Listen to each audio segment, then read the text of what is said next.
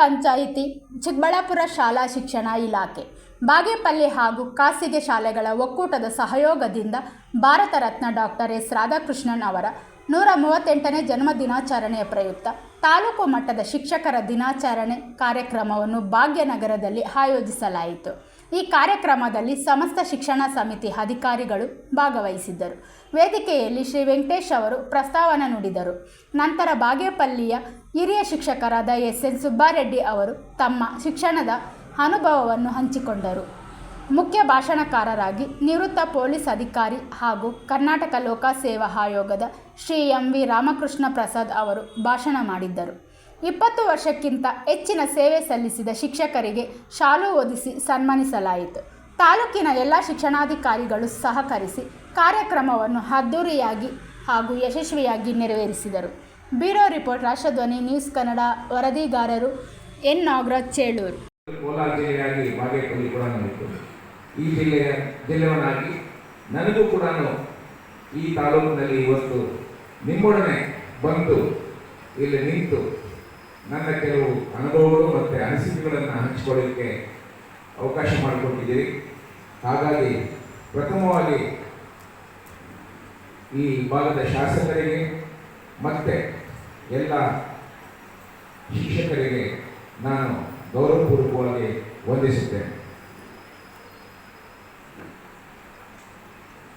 ಇವತ್ತು ಒಂದು ಆಶ್ಚರ್ಯಕರವಾದ ಒಂದು ಒಳ್ಳೆ ಶೈಕ್ಷಣಿಕವಾಗಿ ಈ ಕ್ಷೇತ್ರ ಮುಂದಕ್ಕೆ ಹೋಗ್ತಾ ಇದೆ, ಸಂತೋಷ.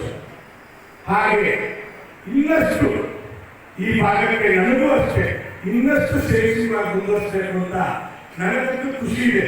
ನಿಮ್ಗೆ ಗೊತ್ತಿರಲಿ, ಈ ಒಂದೇ ವರ್ಷದಲ್ಲಿ 100 ಕೋಟಿ ರೂಪಾಯಿ ನಮ್ಮ ಶಿಕ್ಷಣ ಇಲಾಖೆಗೆ ನಾವು ತಂದಿರೋದು. 3 ಇಡೀ ಡಿಸ್ಟ್ರಿಕ್ಟ್ ಎಲ್ಲ ಒಂದು ತಾಲೂಕು ಶಾಲೆ ಕೊಟ್ಟರೆ 42 ಕೋಟಿ, ಅದು ಬಾಗೇಪಲ್ಲಿ ತಂದೆ.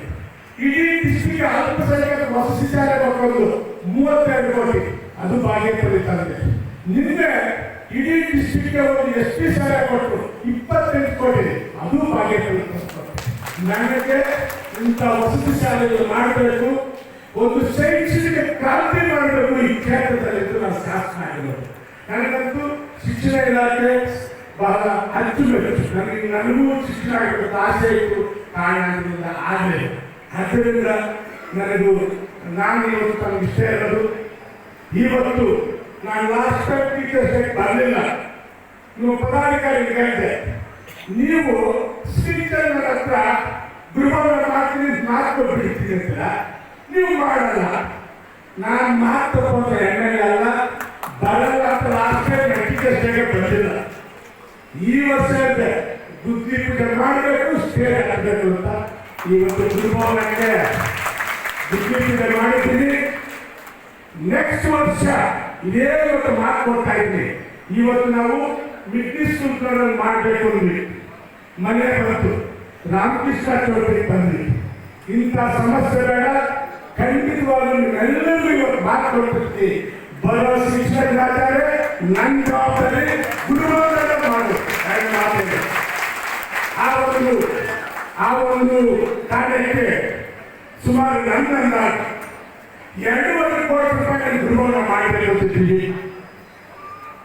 ಸರ್ಕಾರದಿಂದ 55 ಲಕ್ಷ ಕೊಡ್ತಾರೆ, ನನ್ನ ವತಿಯಿಂದ 50 ಲಕ್ಷ ರೂಪಾಯಿ ಕೊಟ್ಟು ಒಟ್ಟು 2.5 ಕೋಟಿಯಲ್ಲಿ ನಿಂತು MLC ಅವರ ಕೈಯಿಂದ ಒಂದು ಗ್ರಾಂಟ್ ತೆಗೆದು ಒಂದು 2.5 ಕೋಟಿಯಲ್ಲಿ ನಾವೆಲ್ಲ ಒಳ್ಳೆ ದುರ್ಭೋಗ ಮಾಡೋಣ ತಪ್ಪಿದ್ವಿ. ಎಲ್ಲರಿಗೂ ನಾನೊಂದು ಮಾತನ್ನು ಹೇಳ್ತಾ ನಾನು ಜಾಸ್ತಿ ಮಾತನಾಡಲ್ಲ.